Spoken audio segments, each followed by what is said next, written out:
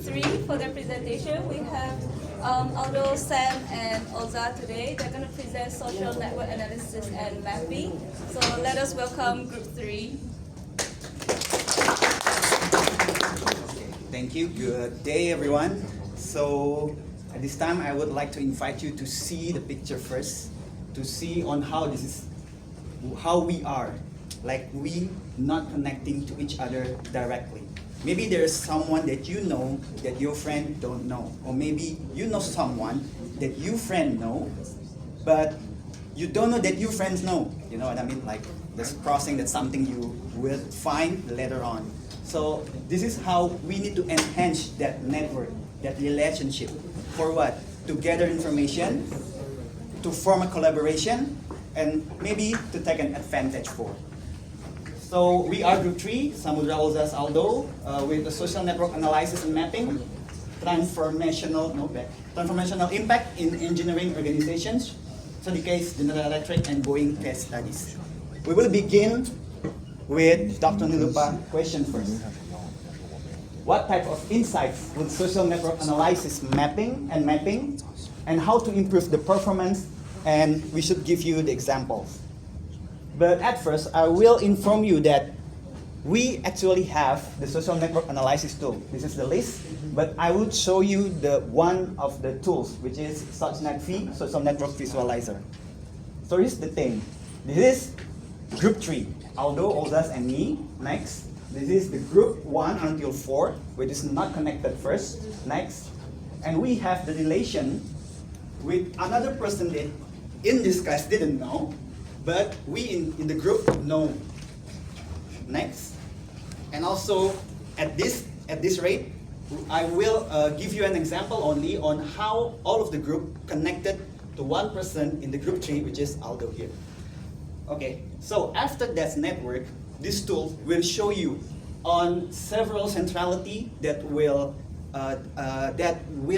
focus on first is closeness.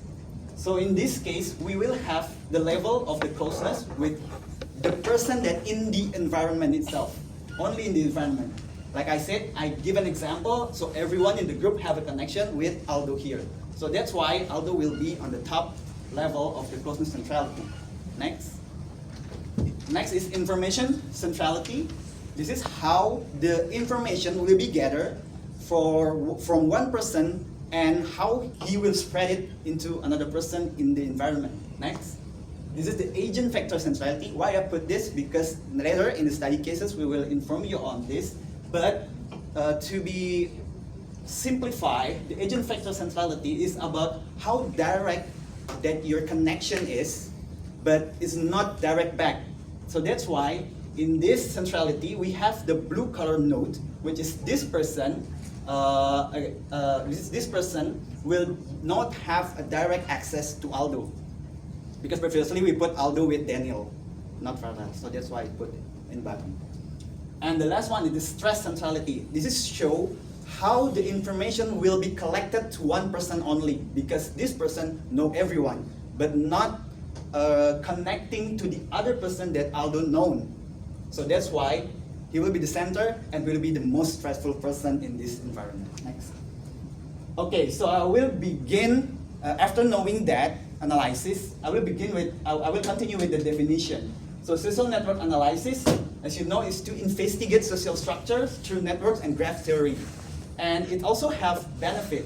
It reveal hidden influencer and informal leaders, and also identify communication bottlenecks. So we could, make it go through within one person or maybe a several person that will have a relation to each other.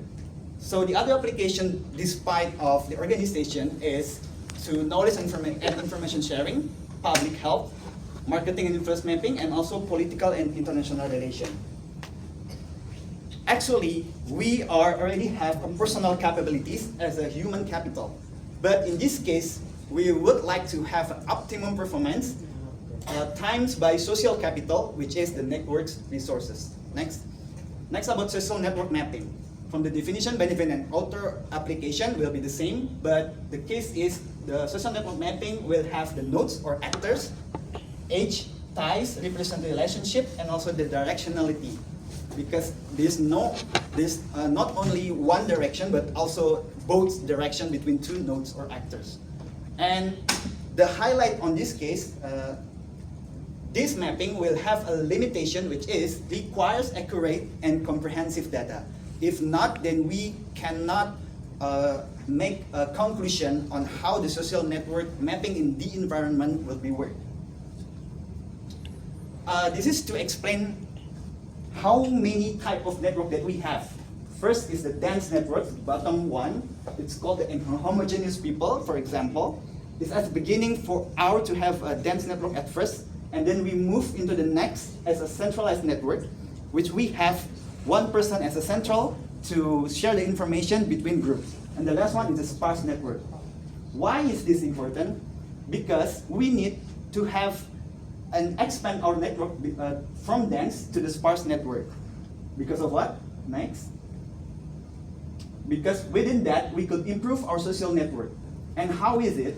First, we need to breadth add in diversity. We should have non-homogeneous people in our group. And we also need to have the depth of the relationship. By what? By investing time with him, bonding time, and a frequent interaction.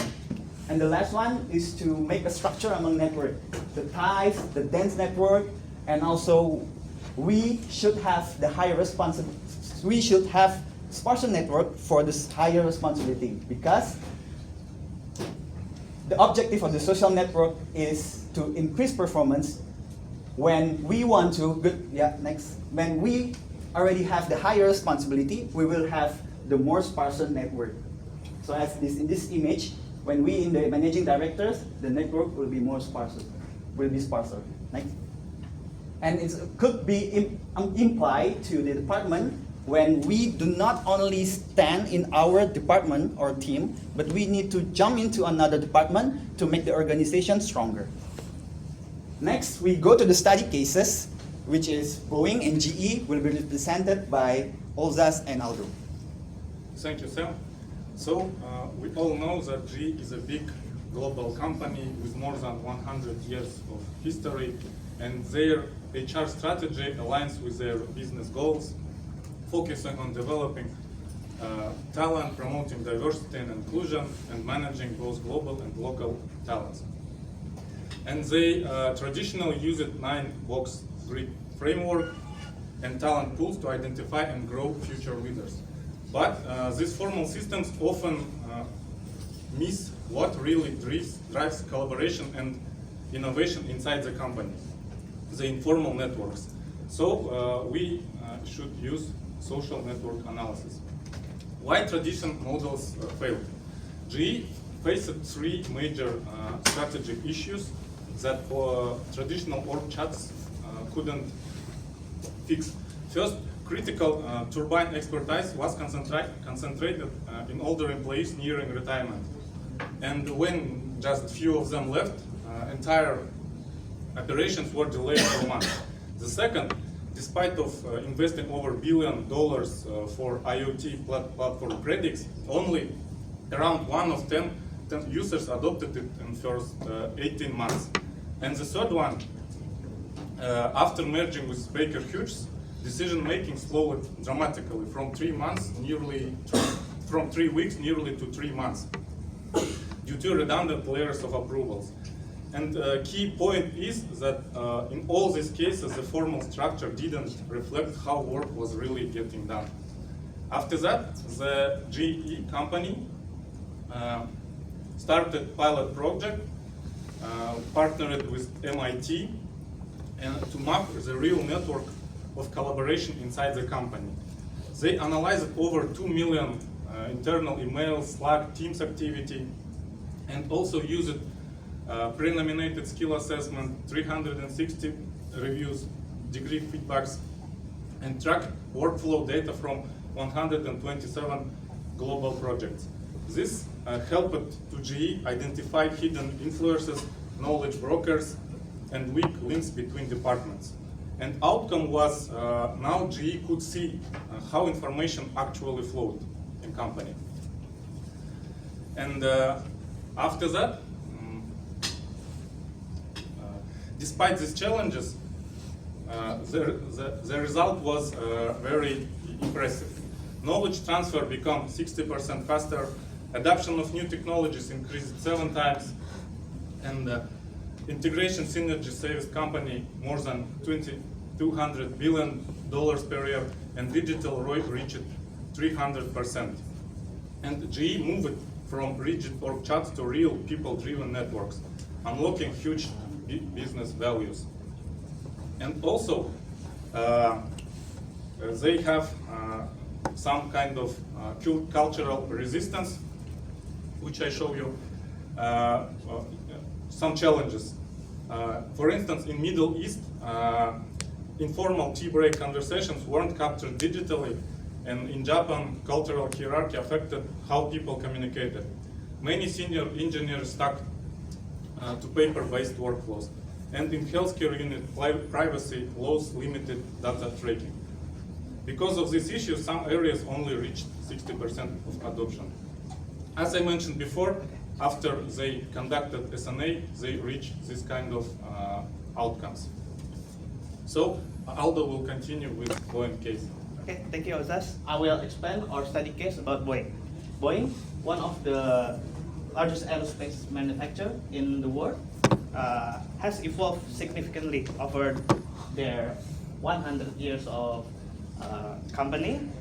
But yeah, we try to conduct the study case that Boeing, that will be shown in the next slide. So based on our study case, there's like a pivotal moment occurred in 1997 with the merger of McDonnell Douglas, which triggered a cultural shift from right now it's prioritizing financial performance over engineering innovation. And the main issues are, the first one, there's like the technological leadership operation, which cuts their research and development budget more than 50%, and then there's like their internal dysfunction. There's like a gap between the decision maker and their engineers that leads to miscommunication of the safety product that leads to 300 more deaths in their crisis in 737 MAX program. And last one, their governance problem, which cost their have 18 billion loss.